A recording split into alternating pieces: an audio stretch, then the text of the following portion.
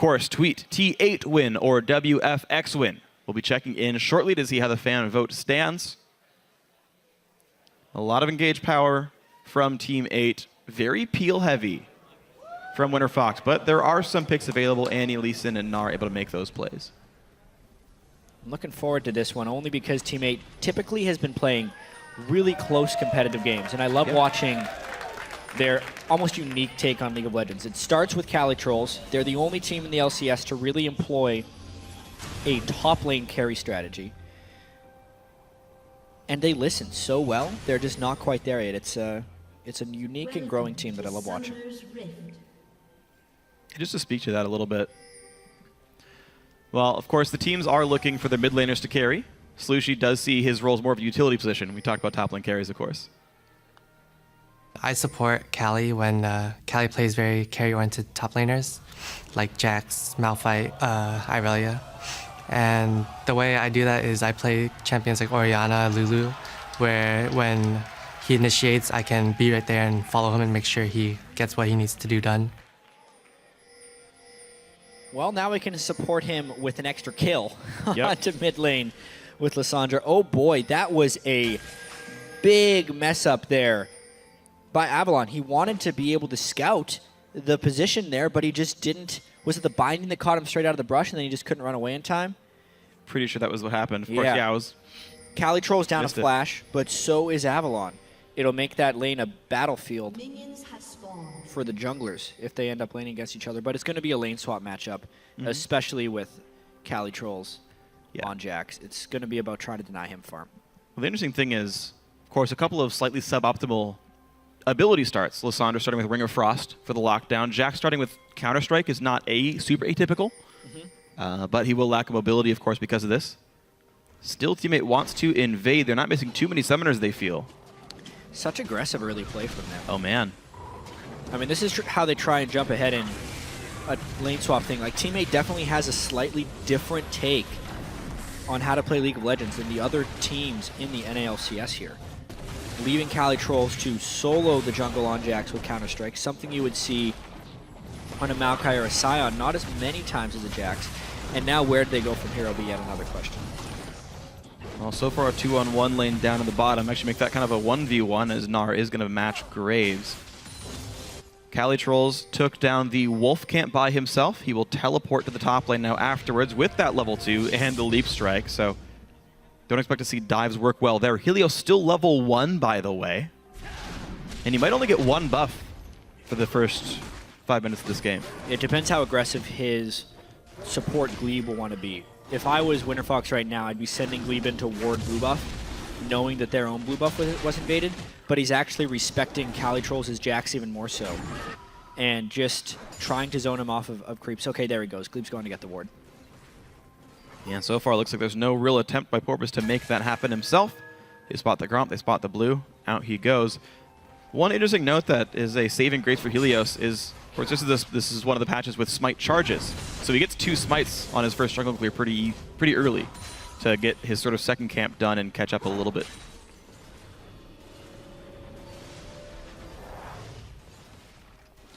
And this is an atypical start for Team 8. They're putting Cali Trolls in the 1v2, which is going to deny him a pretty large amount of farm if Altec and Glebe end up playing this right. But now it's actually working out for him. Glebe is abandoning that lane. This is kind of what Team 8 wants, depending on how well Altec can deny Jax here. That doesn't look too great to start.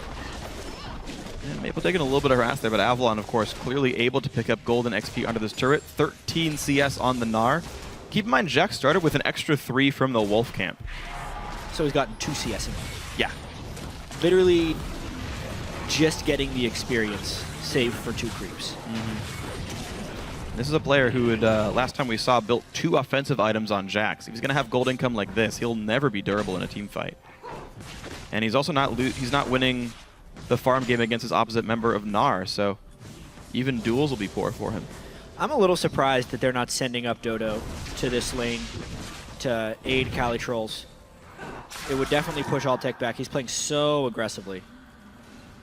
Speaking of aggressively, both junglers now on this side of the map. Helios The ward over the wall. Porpoise knows he's around. Wards him. Nice. And Helios knows, by the way, that Porpoise is there, especially now. Yeah, after he reveals him, he knows he's there. And of course, because the ward was placed right in his face. It looks like pressure alleviating just slightly, as you talked about. It is the 2-on-2 lane in the bottom.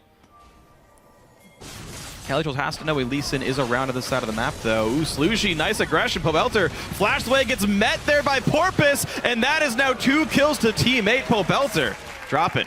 And this is so great for teammate because the lanes are actually matched up in a way that should favor WinterFox, but teammate is winning those lanes. Pobelter should be the one dominating that mid lane matchup, but he has to lane against a double Thorns Ring Lissandra because of First Blood, and then he is the victim of the first gank. Not to mention, the bottom lane here for Maple Street is getting to lane against a Gnar, a top laner, not even an AD carry. So the matchups are really falling in a strange way.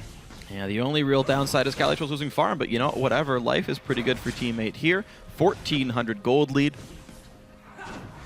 And WinterFox waiting for that Altec farm to kick on in. 44 CS, he's bullying out Calitrol's. That is going well. But look at this, Cali managed to wait until roughly his teleport comes back up. That's up in 20 seconds. And he can get back to a lane and try to farm again. Hito's going to have to play a lot of catch-up here against Porpoise's Rek'Sai, who is off to a really good start. I mean, Helios just hit level 4, whereas Porpoise is 5.5 already. Not to mention an earlier upgrade to his jungle item and more potential ward coverage if you can go and get some.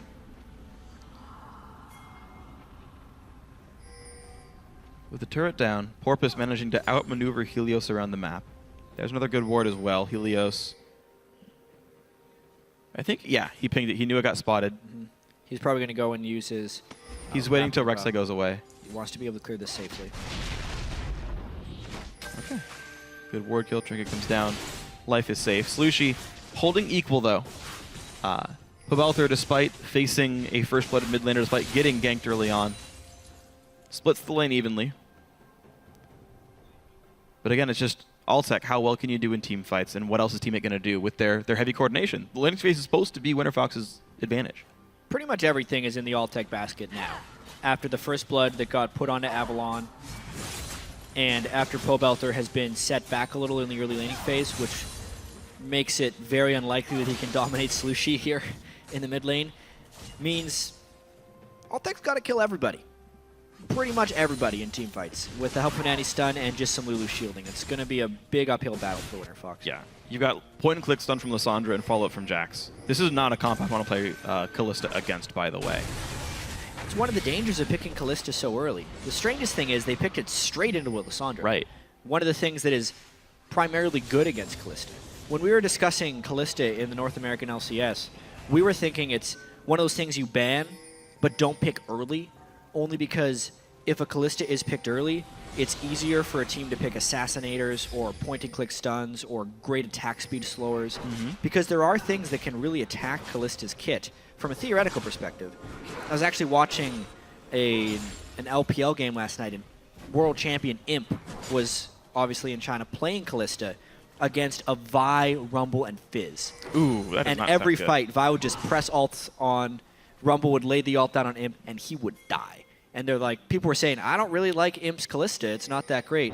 Well, it's because he didn't have anything to do. He was if he wants to do damage to anyone in that team, he's getting CC'd or killed. So there are things you can do against that seemingly rigged champion. First round pick on Annie, not helping to defend him, but looks like Pobelter going to get jumped on. There's the point-and-click R. A lot of damage coming in here. Calitrol's helping him back on out because in comes Avalon. Now, is it going to be enough from Gnar? Most of the rage bar is filled. He's still chasing, but down to 400 health. Hyper gets triggered. Mega Gnar does not land the ulti. Calitrol's flashes out, but there's the re-engage. Porpoise Pops goes in. Avalon flashes out. Pobelter stuck in the team. A kill for Dodo 8, and now Glebe also in a bad spot. Altec pulls him to safety. He pushes himself back in. It's the re-engage from WinterFox. Calitrol's gets out. Helios trades kills back and forth. Both junglers down now, but teammate, that's a 2-for-1 trade. And all the while, Maple Street's pushing top lane by himself. Things are going terribly for WinterFox right now. They suffer casualties. They only get one kill on the backside, and they lose a turret in the top lane. Absolute catastrophe here so far. 0-0-1 for Altec, the only guy who's going to deal damage in late-game teamfights, and he's got no items yet. Maple Street, stack and attack damage, BF sword pickaxe. He crushes turrets pretty fast here. And that's going to be a whole bunch of wave clear coming from him soon. And just looking at the way this fight panned out, Cali Trolls really heavily beat Avalon to the spot here, and Avalon doesn't land any of his priority abilities, which is a big knock against their chances here. He tried to get the Gnar. There's actually an anti-stun that got Cali Trolls before the flash. The big Gnar didn't hit him. And then because of nice bindings by Dodo, they could collapse in. Another thing that is a big factor here is the gold lead, right? That's a level 4 Annie, not necessarily doing that much. Helios is still 2 levels below the opponent jungler, and it's just going from bad to worse. No flash on Glebe, easy pickings in the mid lane. Well, Maple Street just smoked the guy. Down he goes. Mid lane outer gonna fall. That's all 3 in teammates' favor. 5,000 gold lead at 10 minutes 40 seconds. Massive advantage for teammate here. And it's particularly impressive because they are pretty much doing this without Cali Trolls. It is Slushy, Porpoise that are making the plays on this one, and Dodo with some nice roams on Morgana. Yes, Cali Trolls is there sometimes, but that is 1 assist out of 5 kills and an underfarmed Jax in a very successful teammate team right now. You might have this game all backwards, guys. Cali Trolls not required for teammates. The rest of the team doing the heavy lifting here. He will TP up to the top lane and match Avalon. Rek'Sai, not just by the Gromp camp, but maybe turn something around here. Helios secures the Scuttler, and okay, maybe not any heavy aggression just yet. Blue Whiff coming up, teammate doing standard bookkeeping. All is well so far. It's important for teammate to keep the pressure up as well. Altec wants to just freeze and farm on Callista. He doesn't want to put himself into threat range for a Lissandra. And honestly, after the result of that clash in the mid lane, WinterFox doesn't want fights whatsoever. No. It is definitely on teammate now that they've taken 3 turrets down. It's kind of the magic number for when you can take control of the enemy jungle, get some deep wards, and stop WinterFox from being able to farm. That's really where teammate will find victory here. We'll see if they can do that right now, because so far, this Kalista in the bot lane is farming. She's about 500 gold short of Hurricane. Has enough for the dagger and the recurve bow when Altec recalls. The combined is, I think, 650. And Maple Street, though, squaring off. And he, of course, did not go for the Avarice Blade build, one that we've been seeing a couple of people do. The extra 25 attack damage, though, will give him better bully potential. And if you're looking for mid-game power, it is the better choice here. And that seems to be what teammate are going to be able to capitalize on. Absolutely. Even though teammate actually does have a really strong late game composition with Jack Cassandra, the mid game is where they want to make the biggest moves right now. Since they did get such a big early game lead, the option is open for them to try and crush WinterFox in the mid game. Oh, wow. Heads up by Helios. Expected the brush check. Dodo's W doesn't hit him, doesn't gain any gold, doesn't know Helios is there. But they're still playing passively. The fact that he cast it means he's afraid. Helios will need a really good catch here. And he has to miss Black Shield. Flash for kick, but he'd have to get that off before Dodo can Black Shield the right target if he wants to pick someone backwards. Okay, he's going to try. The flash comes in. No shield for Maple. In comes Callista. In comes the Graves Burst. Dodo stays alive. Pops the ult for Glebe Glarbu, and that is going to be no. the save from Altec. That was sweet. Porpoise not going to get much done here, but WinterFox is running. Of course, their outer turret's dead. Nothing gained. Yikes. So Helios actually did manage to get a kick into a wall, but it also went to show us how abysmally far behind they are. Maple Street used a couple of spells with that BF Sword Pickaxe build and would have blown up Glebe if not for the smart timing. And now they're down spells. Slushy just goes. Oh, man. Nicely done. The ward control helping to secure this. And teammate just in the enemy jungle. No one's here to stop them at all. 6-1 in kills. Blue buff is theirs. Slushy's going to get that one. Look at that. Continued great mid-game performance by teammate. Now, what I will say is there was a game similar to this one when they faced Counterlogic Gaming, where they had to win early. They got the 3 outer turrets early on, but then things stopped going well for them. Back in week 1. Teammate. Okay. And basically the thought there is, okay, they've had some rough mid-games when they had leads before, where they were unable to make further good moves. Question is that better now, right? 6,000 gold at 14 minutes is more than a pretty good mid-game. Yeah. It's just more about capitalizing and pushing further. Yep.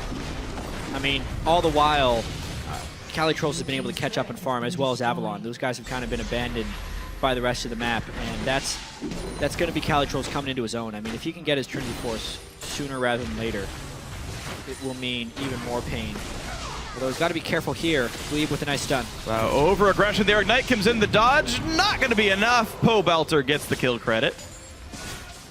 It's pretty big. Yeah.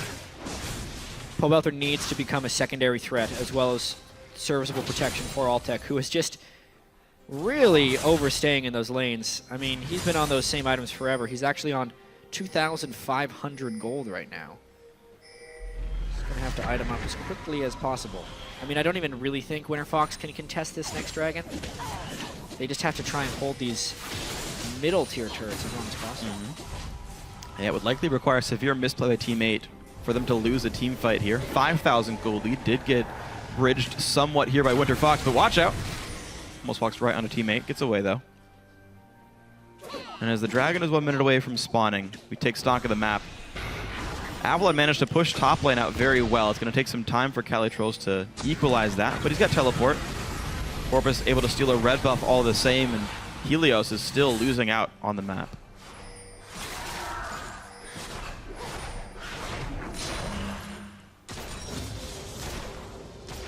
Maple, IE, and almost Brutalizer as well means he's pretty much ready to go for that next battle. He is much stronger than Altec. While the Hurricane is nice for Callista, I feel like it's almost a laning item early on in the game. Yeah, in a way it is. The lanes aren't a thing right now. Half the time Altec's going to want to be freezing anyway, and now he can't because of his Hurricane. I usually avoid harkening back to champion select in games that are so one-sided, but for WinterFox, this Lulu just seems so out of character for Pobelter.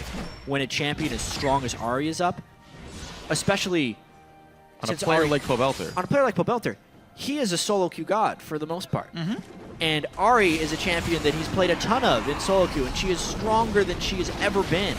Yet he decides not to pick it in a team where they are in dire need of a secondary carry with Gnar top lane and a supportive Vision-style jungler. But he's gone with this Lulu anyway, and it's just not a champion Pobelter can express his ability on.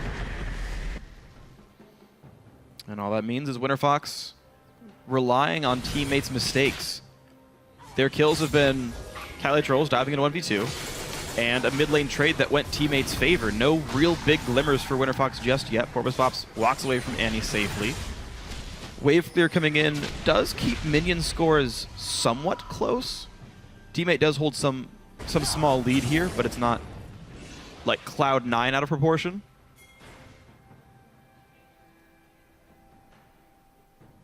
Also keep in mind, tier 2 turrets have still not fallen yet. True. Teammate was close in that mid lane until Calitrolls overcommitted and gave a kill back to Pobelter. As you can see, the ward line still hasn't really crept into the spaces it needs to be. Teammate needs to make some committed engagements there to get ward control, but that will actually be at the cost of some of their lanes. No one is stopping Altec from farming in the side lanes, which is actually pretty critical. The whole reason that teammate needs to get control of the jungle is so they can threaten Altec when he pushes out to farm. But if they don't even have vision in the first place, Altec's going to be able to continue to trade farm. And that 4,000 gold lead would dwindle over time to be a lower and lower percentage advantage. And right now it seems like their choice on that matter is Calitrolls. Altec pushed down the bot lane. Yeah. Calitrolls showed up, albeit late. He had to run across the entire map, but he seems to be the man pegged for that job. They're almost trading farm for Calitrolls. I mean, this is a guy who was at 40 CS when the 80 carries were at 100. Now he's at 120 himself. He has been on a non-stop farming mission, but that has a cost for teammate of them not prioritizing other things like vision control or shutting down opponent farm. But now they do have a Jax, they can hit shows like this. And everyone's used to this sound, guys. Flap, flap, flap, turret goes down. Now Altec, though, on a bit of a chase. Ren's early for the slow. Slushy's gonna find Glebe. The ulti comes in as well. Bam! Whoa! Maple Street takes him out in the forest. Poor Glebe. He was just trying to help out his 80 carry, and he gets all the ultimates used on him. Another binding and puddle for this. Altec is trying to make plays, but he's got no gold right now, so nothing happening there. Now goes teammate with the turret and another kill. That's it. I mean, Maple Street even, because of the 2 kills and because of his team's immense amount of map pressure, he's actually 2,000 gold ahead of Altec's Callista. Jeez. Just on his own. 7,500 gold on Graves, 7,800 on Slushie. These are the kind of numbers that make this game not very close, unless teammate makes a big mistake. Well, Porpoise Pops wants Altec, misses the Q, smites him though, flash on Burrow, catches. Flash away from Altec, Porpoise forced to run away, but there's the Gnar in for Cali Trolls. He's pretty low though, trying to get some of his tank stats onto this one. Porpoise forced to run away now as well. No engage from Slushie, ult comes just back up from cooldown. No summoners and Cali Trolls now. Glebe actually made a really nice play there. He stunned Cali Trolls, I believe, before. They were going to try and combo the flash from Porpoise with a stun from Cali Trolls and lock down Altec before he could do anything. They prevented that initiation. They also threatened Cali Trolls' life afterwards, which prompted the entire team to fall away. So a stall move nonetheless. Yeah, and hey, buying time for WinterFox is something they desperately need to do. They certainly can't win team fights yet, so yeah, try another day. It's a strange thing here. The Lysandra Jax with Graves, who honestly scales decently well for AD carries, not like super hyper carry, but throughout most of the mid game up until 40 minutes or so, he's a huge threat. The late game, team composition-wise, is still in the favor of Team 8. Yeah. But that doesn't mean that WinterFox doesn't want to stall, because they still need to hit item breakpoints and get power spikes before they can even think of making plays. That's how far behind WinterFox really is. Well, Altec can afford a BF sword now, though you'd expect him to wait for the full Bloodthirst before anything big happens, so that's 1,100 gold away. It's a good 4 minutes probably for the WinterFox AD carry to get that amount of money. Ward control, the name of the game for Team 8. They're trying to get this pushed deeper and deeper now that Baron has spawned to the map a minute 45 ago. This buff not likely to be contested in any real way, and in fact it's not. Porpoise grabs that for himself. But Altec not being answered in the bottom lane means, look, there's these glimmers of hope that are happening. They just keep applying pressure somewhere on the map that teammates seem to be unable to answer all of. Yeah. I can only imagine teammates thinking this is okay because, well, they have a Lysandra. So no matter how much gold they let Altec split pushing get, it's going to be one R button press from Lysandra away from not mattering, I think is the idea teammates going with right now. That being said, though, considering their 6,000 gold lead they had at 14 minutes, it's still a 6,000 gold lead 8 minutes later, and they're not really closing this game as well as they could be. Helios, ooh, whoa, nearly gets bound. That was close. But it's an ult down for the Lee Sin. Graves pushes out the bot lane. But the thing is, all teammates seem to be able to do is reset the waves. They're not doing any dedicated sieging. They don't look for any major dives. They're not getting kills on buffs. WinterFox are seeding these mid-power objectives. The red buff goes away, the blue buff goes away, the dragon goes away, but nothing major has been gained by Team 8 in a very long time. There's a chance Team 8 is playing the long con here and hoping for around the 35-minute mark they could get their 5th dragon.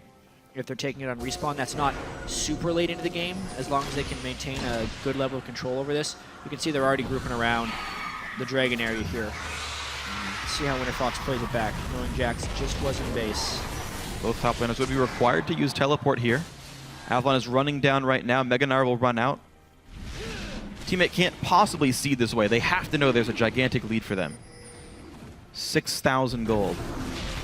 But right now they're giving a lot of space to WinterFox. They've allowed these guys to take the Scuttler, to get some wards in the river. Teammates say, you know what? Look at Dragon. We want the mid lane. Slushie forces back Avalon. WinterFox playing catch-up here. I mean, a fight is better than anything else for Team 8 at this point, as long as they can get the right choke point.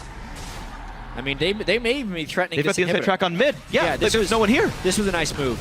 A bait and switch. Everyone was expecting them to go for the dragon, and now they get a fight in the base of WinterFox, most likely. So nice there by teammate. Now, will they stay for the inhibitor? They go for the fight. No, it's Altec getting stunned. The burst comes across. Altec gets saved for a time, but not long enough. 1 for 0. And look at that. Immediately, WinterFox routed, forced back, a binding. The ulti on Slushie. Looks like he will escape. Inhibitor, kill, 2 turrets. A nice knockup, though. This could be more picked up. The big Gnar comes across. Is it enough? Porpoise Pod's very low. Pobelter gets 1. They trade back 2 more kills from Team 8. This is a good fight for the blue side. Up inside the base, out goes WinterFox. Avalon's Gnar ultimate was so close to hitting walls, but it just didn't stun anybody. It got the damage out, but it was not enough to stop the Team 8 onslaught. And that was really what Team 8 needed to break the doors open in this game. baiting the fight around this inhibitor is exactly what they needed. And then, because WinterFox was funneling in from the backside, Altec does not position properly. And when WinterFox has spent the last 15 minutes trying to secure farm for you and has built the team composition completely around protecting Callista, please don't be a Callista in front of the enemy team's 5 players with no backup. The amount of damage that WinterFox was actually able to do to teammate after Altec got completely blown up would have shown a semblance of hope if there's a Hurricane Callista in the backside that whole fight. But there just was not. And now the game may be completely out of hand with 3 dragons and an inhibitor on the side. And definitely not looking like a great thing for WinterFox right now. Down 9,000 gold, 25 minutes in. A nearly insurmountable lead here as teammate made a really good play around that dragon. They gave up control only to out-rotate the other guys. Really nice stuff here. Now they are setting up for Baron as their next point of ingress, since the middle inhibitor being dead will create a lot of extra pressure for them. Calitrol's managed to save his teleport the whole time. That allows him to split push bottom. And he can go right up to the inhibitor doing so.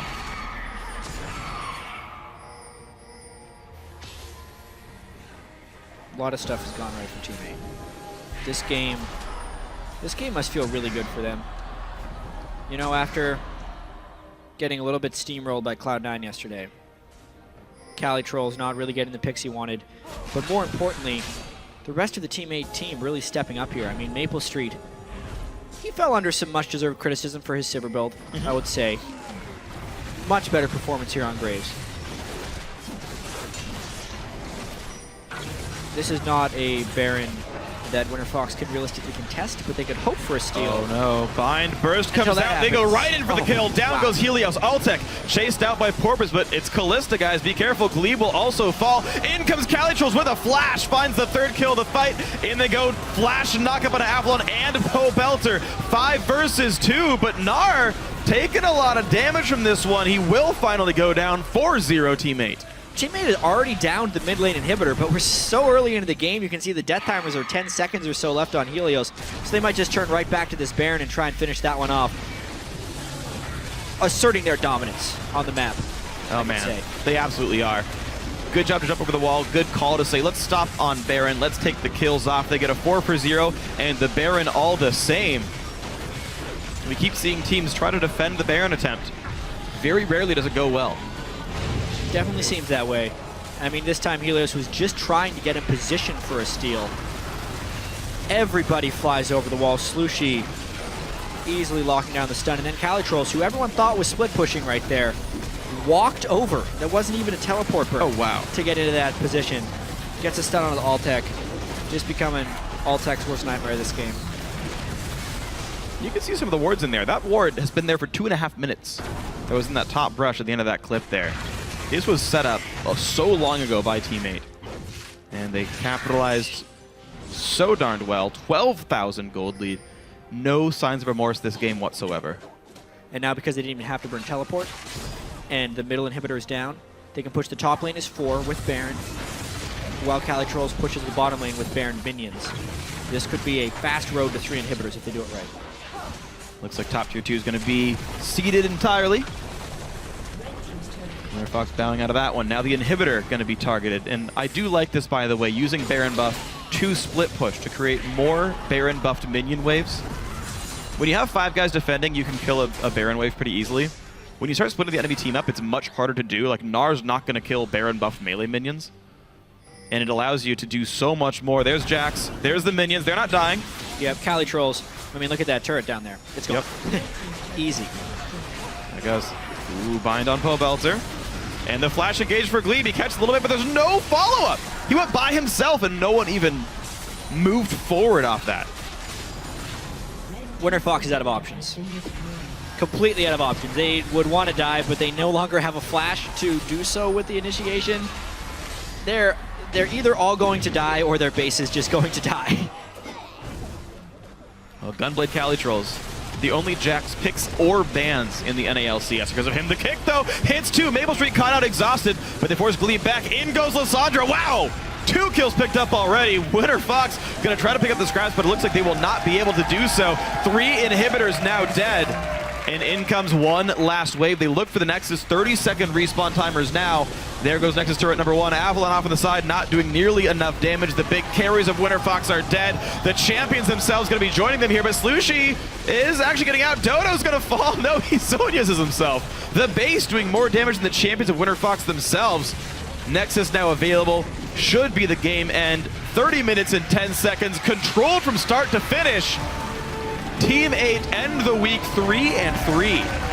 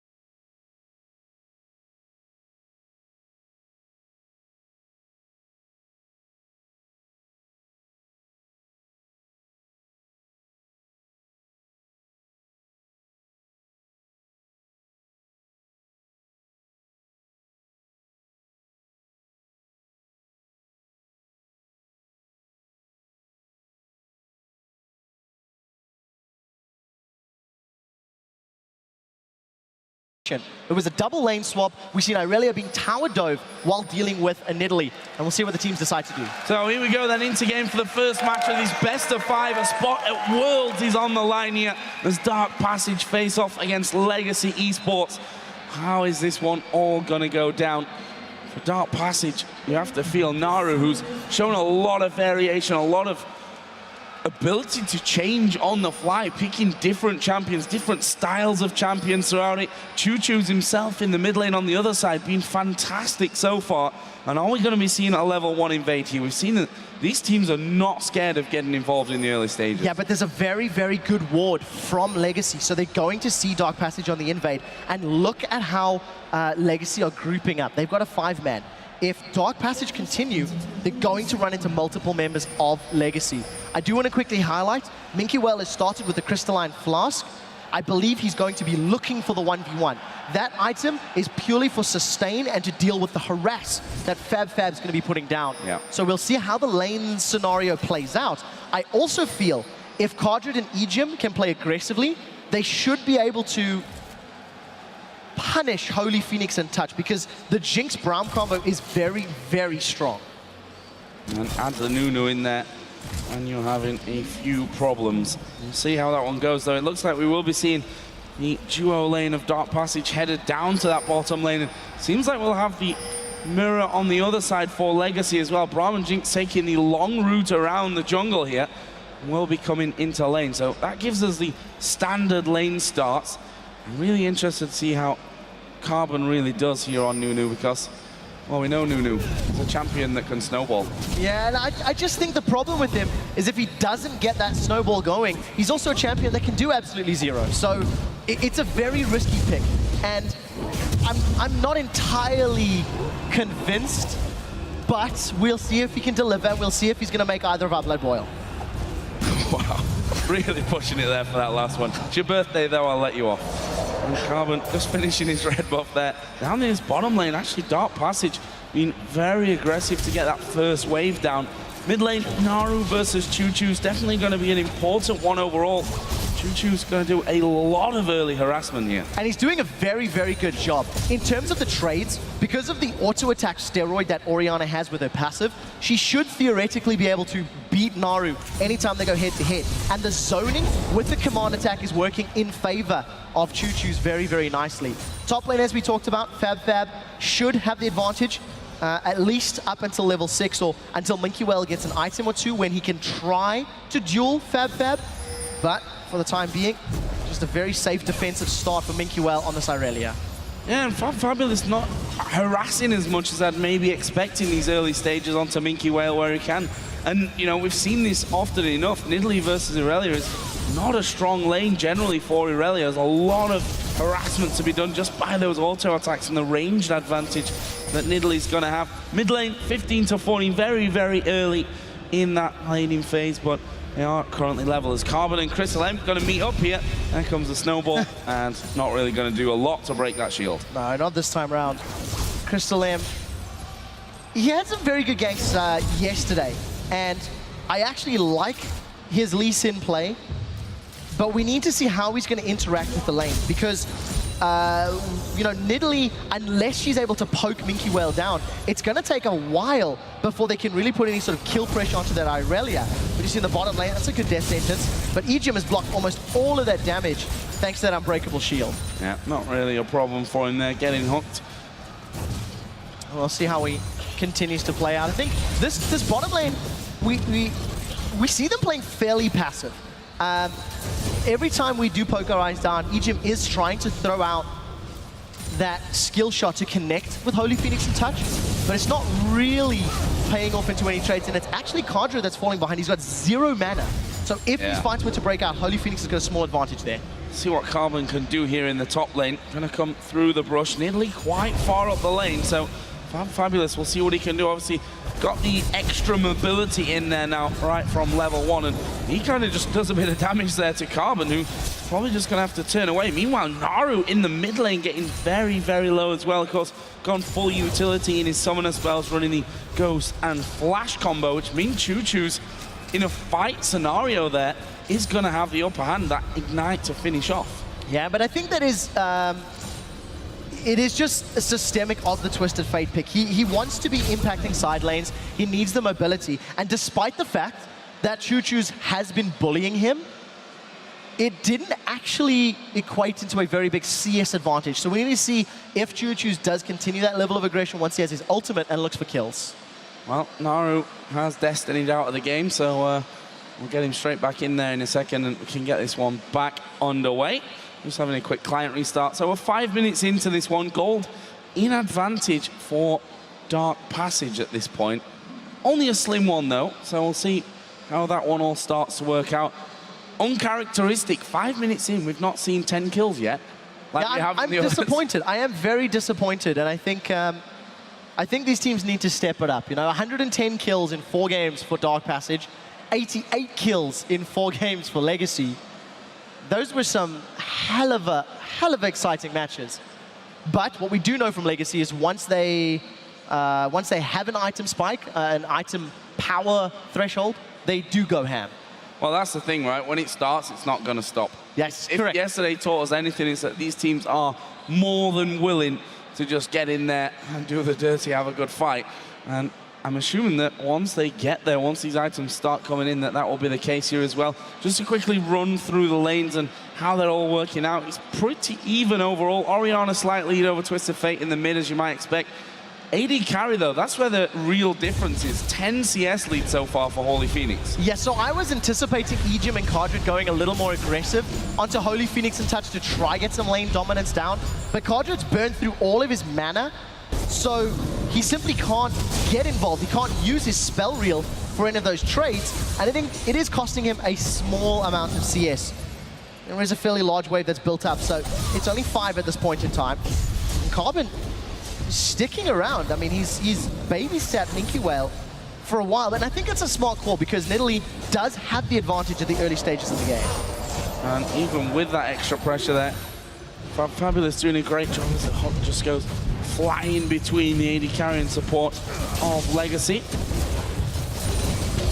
That lane's still going very well, though, for Holy Phoenix. And, you know, CSing under the tower, Cardred and Ejim a little bit out of sync there. Of the 4 CS I was watching, only 3 of them were actually, only 1 of them was actually picked up by Cardred. 3 taken by the tower. Not really landing the auto attacks or syncing up quite as effectively as they should. I do see Carbon as working his way towards that Quill Coat once more, and going to be getting that Spirit of the Ancient Golem. And interesting to note, yesterday, even on high damage junglers, like Elise, he still ended up building the Quill Coat, going the defensive route, and actually picking up Sight Stones. So we'll see if he does the same thing on Nunu, because it was a slightly different build path, slightly different itemization than I would say I'm used to seeing. Fabulous, doing good amounts of damage there to Minky Whale. Took an auto attack, or a turret hit, which is, you know, a turret auto attack, I suppose we can say. The hook does land. Cardred not taking too much damage there, but with him and Jim around about half HP, they've done well to bully back on that front. This mid lane, though, continues to stay very, very even. Choo Choo's doing a fantastic job there under the tower to CS. He's going to go Athene's Unholy Grail for the start. Double Doran's Ring came out of Naru. Nunu's on the other side with Carbon. We'll see where Naru decides to actually go. Could see him just basically going exactly the same path there and taking that extra mana regen, although maybe the magic resistant AP a little bit later is something that he's going to be more valuable. Yeah, the interesting thing about these 2 team compositions is they both scale very, very effectively. So it just feels like both teams are fairly happy to continue CSing. Minky Whale's taken a lot of damage there. Needs to be careful because the moment Fab goes into that Cougar form, should be able to look for that execute. And also Naru now has Destiny available. So if any of these lanes begin pushing against Dark Passage, all of a sudden Naru can look for opportunities to move around. But I think we also have to highlight the fact that Crystal M has been non-existent. He's not made any gank attempts or similar.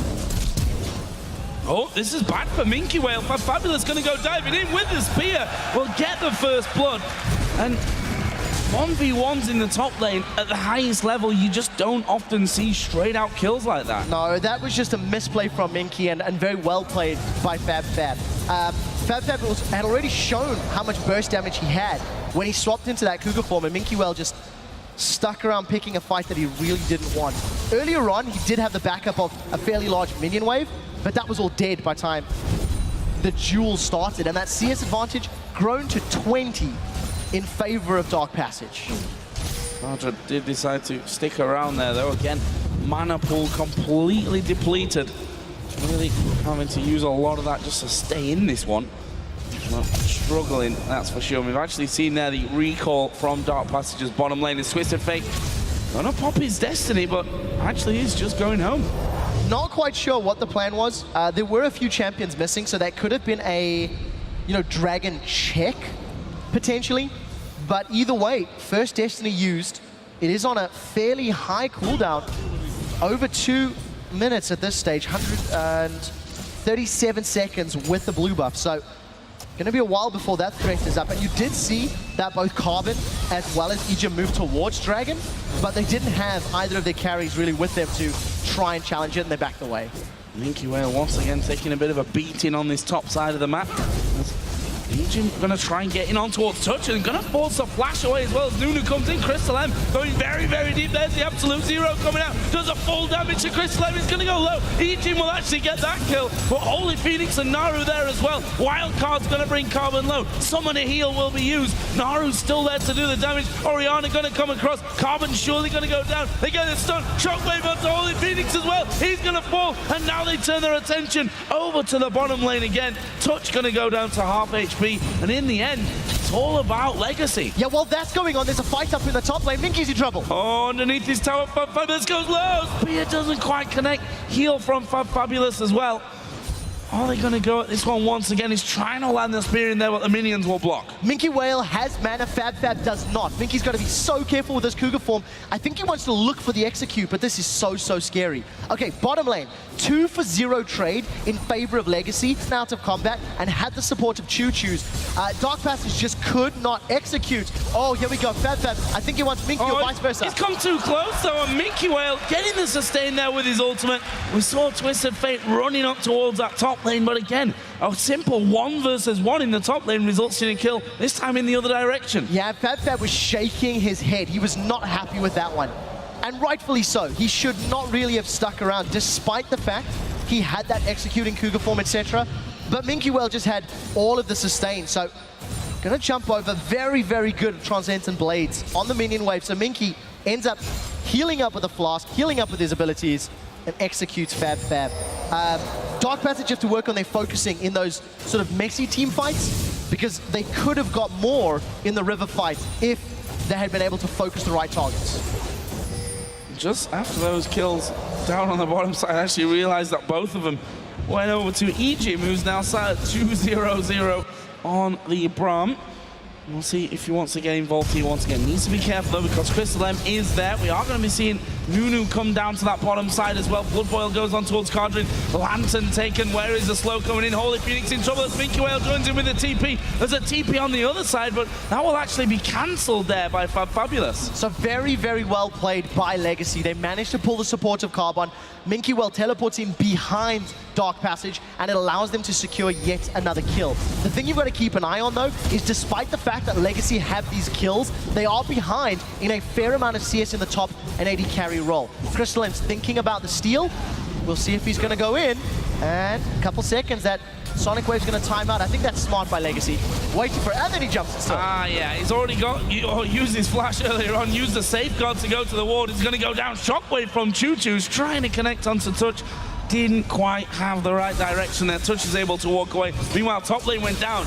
And Minky Whale and Fabulous once again having a brawl under the tower. Oh, there is Twisted Fate getting involved, and Cardrid completely out of position here. That's a free kill for Holy Phoenix. Yeah, really should not have been there. Naru was able to make use of that destiny the moment it came back up. And just like we talked about, Joe, the moment the fights start, they come thick and fast, because these guys have been just going at it for the last couple of minutes. And again, keep an eye on those CS advantages. Minky Whale is down 40 CS in the top lane. There's a 20 CS lead in favor of Holy Phoenix, and Carbon, the Yeti, has found the Cougar. Absolute zero comes in, and he just leaps over. Choo Choo's around the side, and Fabulous going to be in a slight bit of a problems here as the Ignite is used onto him, and that is going to be a kill. There is Crystal M, though, trying to go in. Choo Choo's going to flash away. Naru will join. Stun Card will get the kill. Can they get any more, though? Irelia's coming down to help out, and Carbon is able to harass them away, but that will result in a 1-for-1 for Fabulous, and Choo Choo's going down. Yeah, so we did see the roam from Legacy. They managed to surround Fab,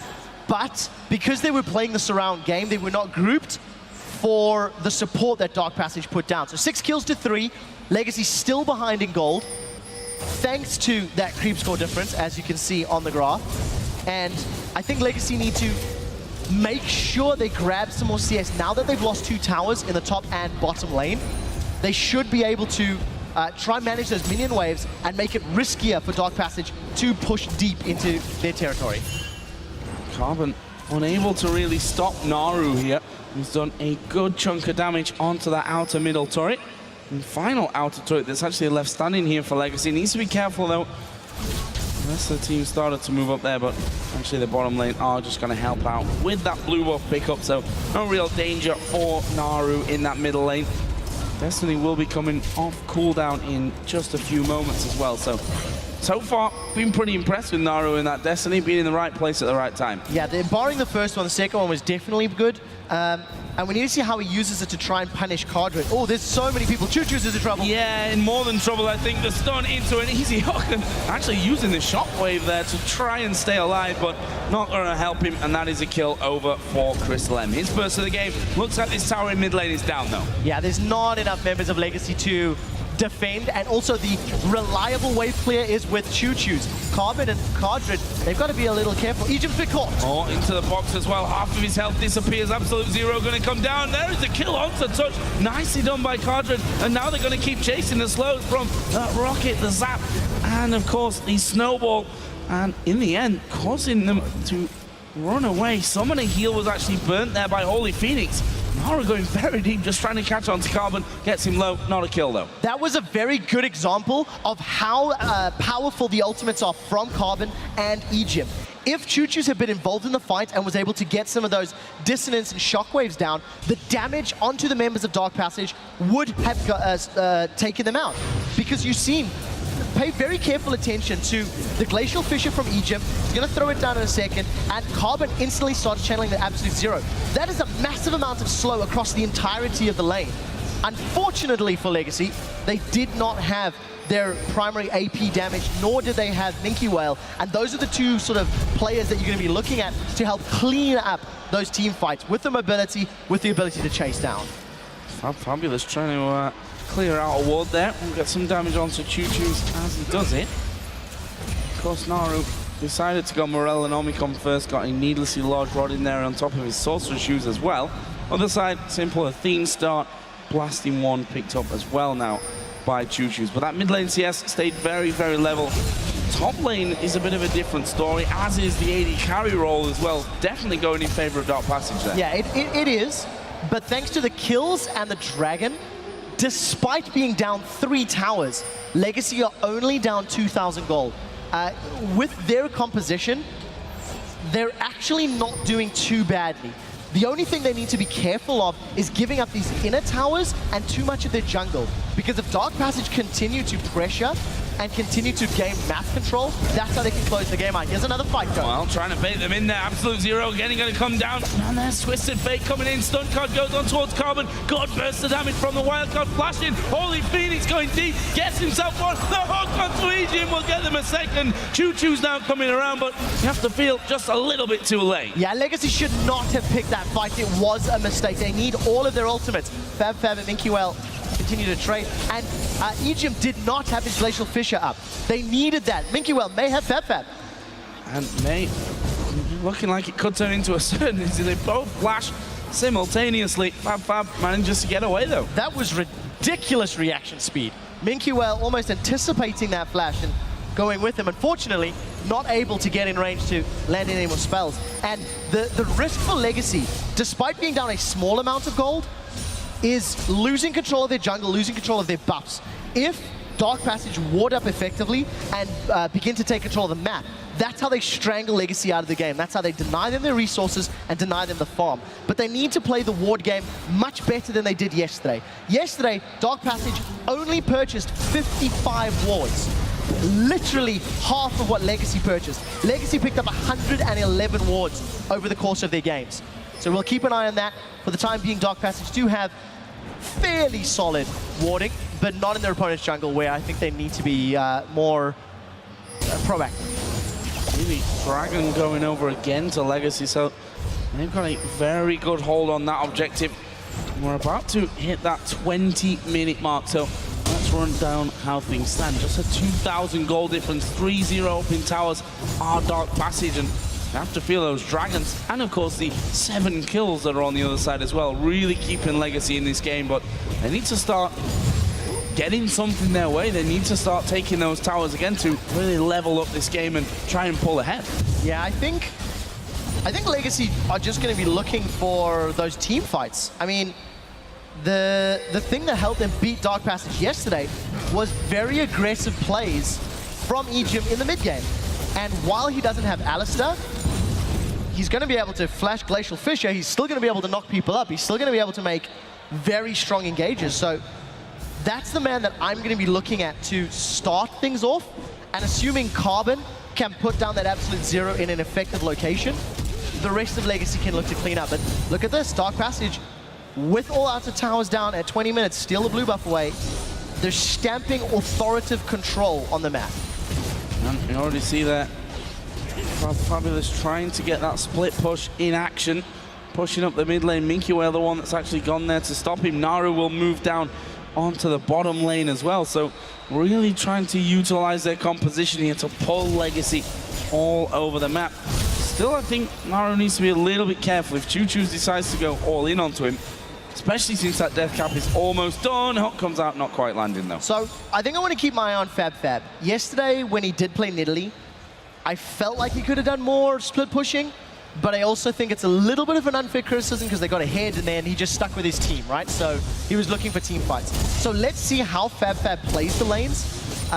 Is alone in the top lane, has got himself that Trinity Force. He's losing the jewels to Minky Whale, so he's got to be a little cautious. But I like the fact that Dark Passage are looking for the 1-3-1 split push with both of their solo laners trying to dictate the tempo of the map. Carbon there, we can see constant snowballs coming out of him. Another hook from Touch won't be landing. Not sure they'd really have the damage there to follow up onto Carbon as well without Nidalee or Twisted Fate being involved. Holy Phoenix himself though got that Bladed Rune King, now got a Ghost Blade added in. Other side, Infinity Edge first item, and there we see Choo Choo decides to put down the damage on towards Naru and actually brings him very, very low. Had to use his ultimate though. There's a hook on towards Egypt. He's going to block it all. Yeah, Egypt's going to be able to get away. You know, it kind of feels like Legacy maybe want to make something happen, but the threat of that Destiny from Twisted Fate, despite the fact that he is low in HP, he can join the fight and spam out those wild cards. So we've got a grouping in the mid lane. We see Crystal Lamers roaming towards the bottom. If Choo Choo gets caught by either Lee Sin or Twisted Fate, there's going to be trouble. And there's Crystal Lamb going in. He's going very deep on this one. Going to go underneath the tower. Actually decides to flash away. And why is this so? Choo Choo's just dived in on top of him. They get one kill. Meanwhile, Holy Phoenix getting himself onto the rampage by taking down Minky Whale. So this time round, Holy Phoenix is making the Lucian work against Legacy. They not only grab themselves a kill, but they also grab the first inner turret of the game and pull even further ahead. It's now a 4,000 gold lead. Legacy are starting to lose their grip on this match.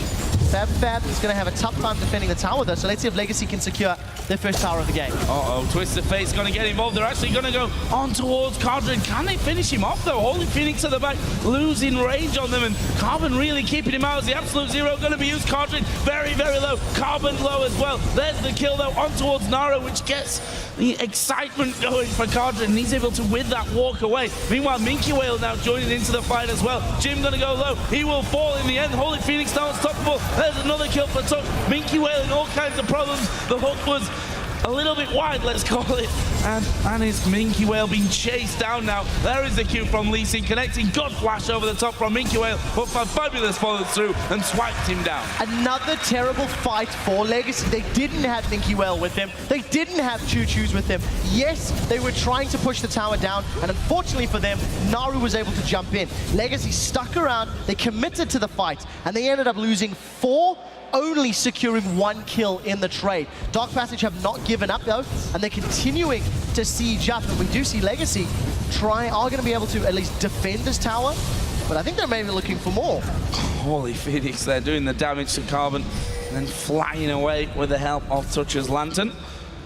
And he's 5-2-5 now, Holy Phoenix. And we've seen what happens when this guy gets rolling once he starts to get a few kills. Let's have a look at that one again, starting off with Twisted Fate coming in. Yeah, and it's just the 3 members of Legacy, despite holding out for so long, they need Irelia with them. They need Orianna with them.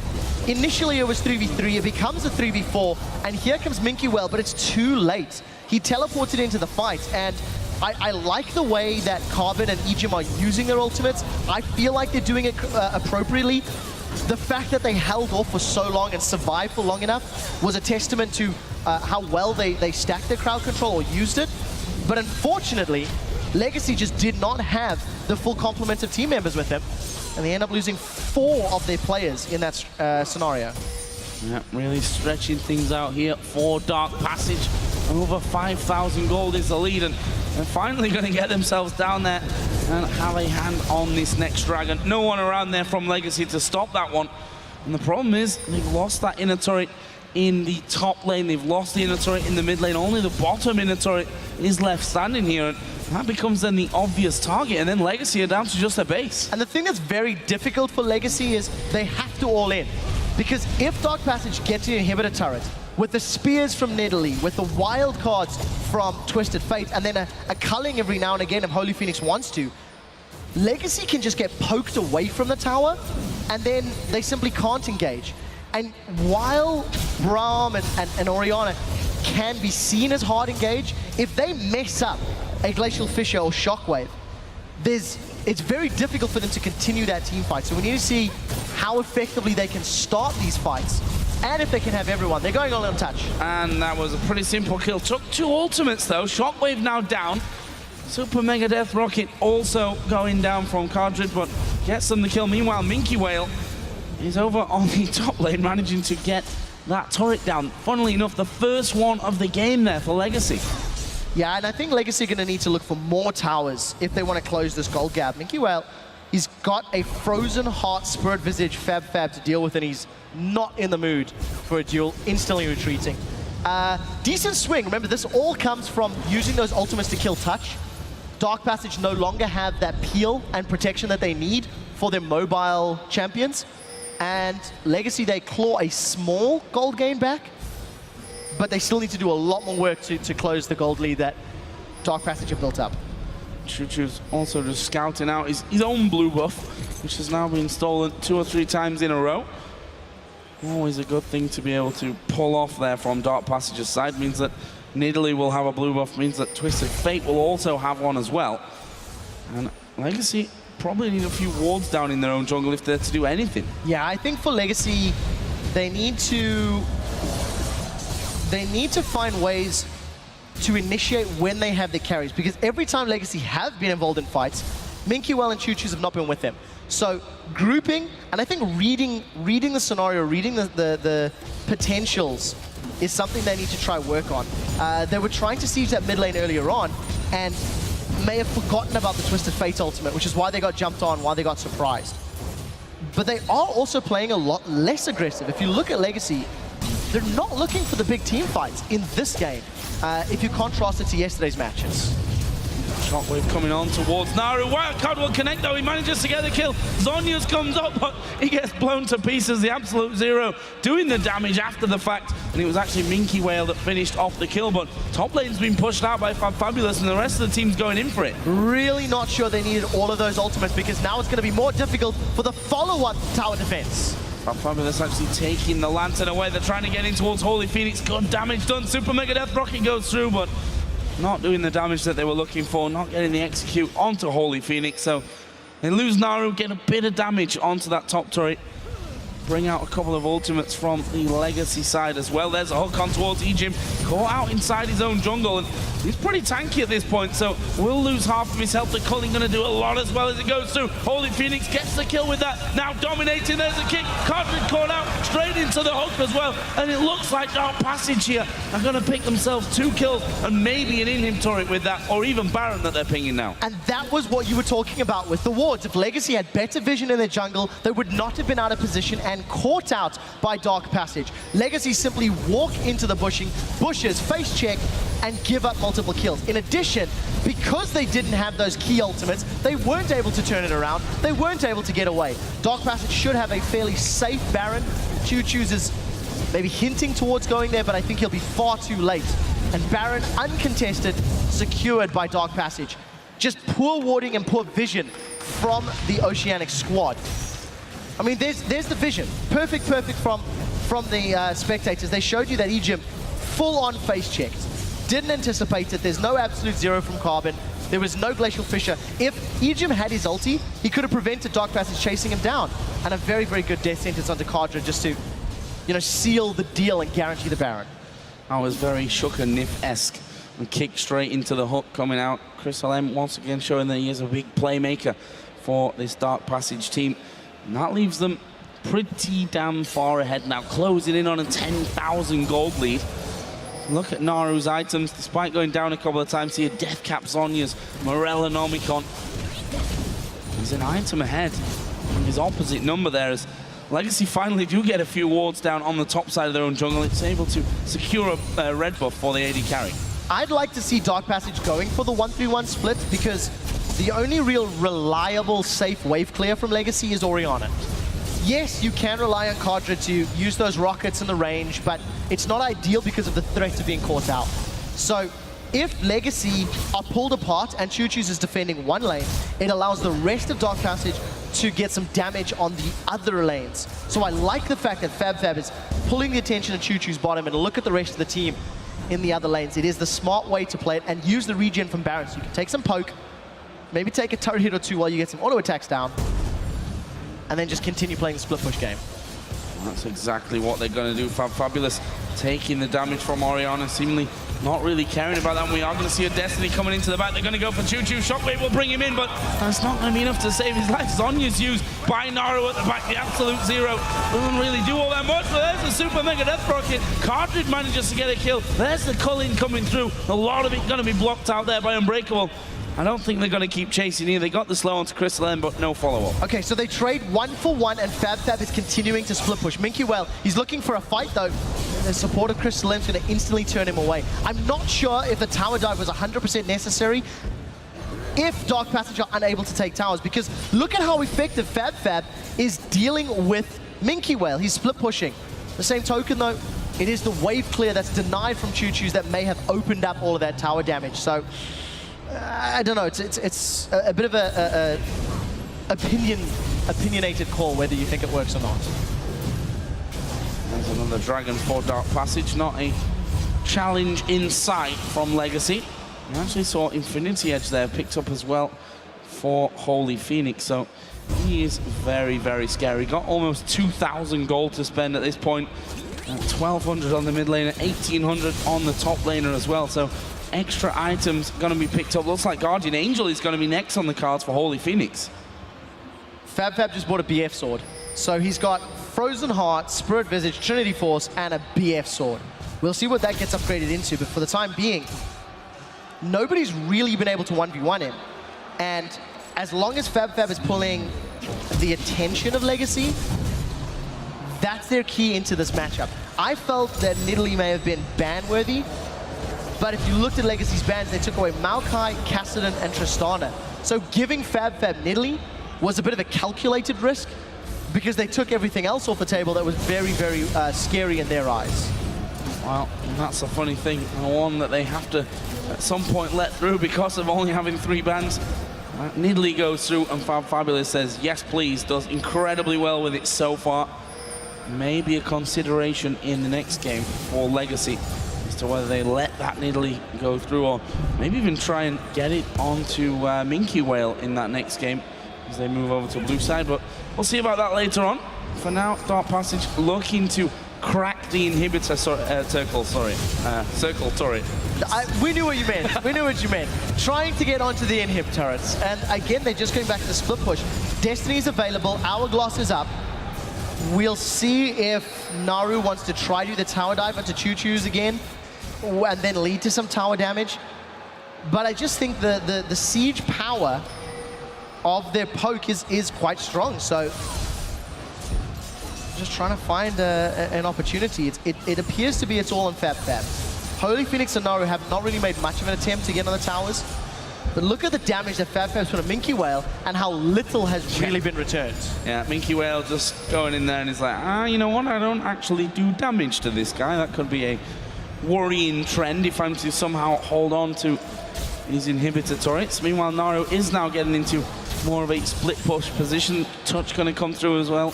It was a fairly obvious hook, and there is Naru just going to Zhonya's straight through the shockwave and takes the lantern to safety. Yeah, so Choo-Choo's shockwave not available if a fight were to break out. Not massively impactful if Carbon and Ejim are able to put their ultimates down properly. But as you can see, Dark Passage are not presenting a real opportunity for Legacy to engage upon. And they're just going to continue playing the split push role. We do see that Minky Whale forced to use his ultimate to wave clear, and right now, Dark Passage are grouping themselves up. There's a recall from Naru, but he does have Destiny, so if he does want to join the fight, he can get in fairly quickly. The rest of the team just quite happy to join Fabulous on that top side, get some more damage onto the turret. They need to be a little careful here, do Legacy. We've shown already that they'll quite happily jump in. Meanwhile, Crystalem pushing out that mid lane as well. Good move from Ejim to block most of that damage, but Carbon already took the brunt of it, down to less than half HP, will be forced to walk back into base. It looks like Dark Passage might be backing off here, looking to spend a lot of gold. There's almost 2,000 on the AD carry. Guardian Angel's coming up here for Holy Phoenix. Very, very, very small chips from Dark Passage. They got a fair amount of damage taken off the bottom lane tower. That's sitting a little above half. They got a little bit of damage on the top lane tower. They're going in on Naru. Oh, and it's constant slows here from Jinx, from Nunu as well. There is a zap coming in. Naru actually will pop his ghost, but I don't see him getting away from it. There is Absolute Zero. Naru decides it's time to use her Zhonya's. In the end, though, they just pile on. Choo-Choo is able to finish off with the bulk, but Dark Passage queuing up for Baron that spawns in 5 seconds. So Dark Passage spent nearly 8 minutes attempting to siege. They had Baron, they went for the tower dive, they did not get any of those inhibitor turrets down despite taking a lot of HP off 2 of them. We'll see if Legacy can get in time. I don't think they will. Baron should be secured quickly enough because Fab simply doesn't have the speed to get in there, and all of a sudden, Legacy, they have been looking for a fight, but they can't pull it off. Dark Passage grabbed the second Baron of the game, and I think they're just going to go back to this extended siege, to be honest with you. Minky Whale getting aggressive on this one, but didn't really have the rest of his team there within range to do anything about it. Follow up with those slows. And Fabulous, just up on this top side, just going to continue that split push roll. Choo-Choo's finally going to get a blue buff back here. We'll see how that impacts them. You see that they've backed away here of Legacy to deal with Fabulous pushing the top lane. And unfortunately, because Legacy, have lost complete control of the map, they are so far behind in CS, they are still 14,000 gold down. But Dark Passage don't have a team composition. Oh, that's a massive hit on Cardred. And Holy Phoenix can afford to be a little more aggressive here because of that Guardian Angel that he picked up on his last round home. And there is the moving towards that turret, trying to get in there to finish that one off. Ejim actually stepping forward here, looking for a possible ultimate, but decided against it. Meanwhile, surprise, surprise, Fabulous on the top side of the map, going for it once again. Gonna take a lot of damage. Here comes Twisted Fate. Carbon's gonna be the target. He's pretty damn tanky at this stage, though. And there is a shockwave. Gonna pull in 2, including the AD carry. Bad news for Holy Phoenix. Super Mega Death Rocket comes through, but Choo-Choo's has gone so low that he has to back away. 3 of the others are at half HP. Everybody from Legacy's blown their ultimates. They've caught Ejim. Oh, and it's gonna be followed through here by Crystalem, and he manages to flash out there as well. One man down. Choo-Choo's did heal himself up so he can get back to the fight. The hook almost connecting onto Cardred there as well. Will they be able to hold on to this turret though? Very, very impressive from Touch, managing to get that Mikhail's Crucible heal onto Crystal M. It saved his life. They've hooked Minky well. I think they're going in. Oh, they're going to try and burst him down. There's a lot of damage, but no finisher in the end. Crystal M and Fabulous going very low. Double kill comes in. Holy Phoenix can have his GA popped, and you have to feel just going to go straight down afterwards. Everything piled on top, and there is a shutdown from Choo Choo. And that is exactly why Dark Passage were not grouping for the last 10 minutes, why they were not presenting a potential team fight. Once Legacy have Irelia as well as Orianna on the front line, they're able to run Dark Passage down. They do grab themselves 3 kills. They're going to get a tower, claw back a small amount of gold. But the problem for Dark Passage is their composition's not team fight based. I was trying to make a point just before that dive in the middle lane really started off the whole fight. Dark Passage do not have a team comp that wants to 5v5. They want to play the map. They want to push the side lanes. The trick for them is figuring out how to get more damage on the towers, because they've used 2 full Baron buffs and not taken an inhibitor turret, despite sieging for that extended period of time. Yeah, the other problem for Dark Passage is that they were all dead, but now they've respawned. There's a shockwave. Wow. Naru uses a very quick Zhonya's as Fabulous is going to get himself one. Can they get any more from this? Stun card onto Carbon. There's a lot of damage coming his way. Have they got the finisher? Surely Fabulous has got enough. He does have enough, and he's now dominating at 7-2-6. Infinity Edge critical hit melting through Choo Choo's. Fab hasn't stopped yet. He's going to continue chasing. Now he's the one that may get turned upon. Chomper's down, but Fabulous doesn't run in. And yeah, Codred's dead. He's just completely out of position there. And that is going to be 3 men down. And this is what they probably needed to actually crack this inhibitor turret ring. And they will manage to take this one down. Inhibitor should follow as well with 3 men down. Dark Passage might even go for a push on the Nexus turret. Again, greed from Legacy. They got the kills, they survived. Egypt's going down. He didn't even get his ultimate off to slow Dark Passage. With 4 members down and Choo Choo's 10 seconds away, they're going for the Nexus turret. Joe? And why not use that chance that it's there? Minky Whale, meanwhile, being caught out. They're going to pile the damage his way as the first Nexus turret will fall. Minky Whale is going to go down as Naru gets a killing spree. Choo Choo's was poured in. 3-man shockwave, but I don't think it's enough here. They focus in that Nexus as Carbon gets his ultimate instantly interrupted. Nexus goes down, and Dark Passage win game 1 and move a closer step to Worlds.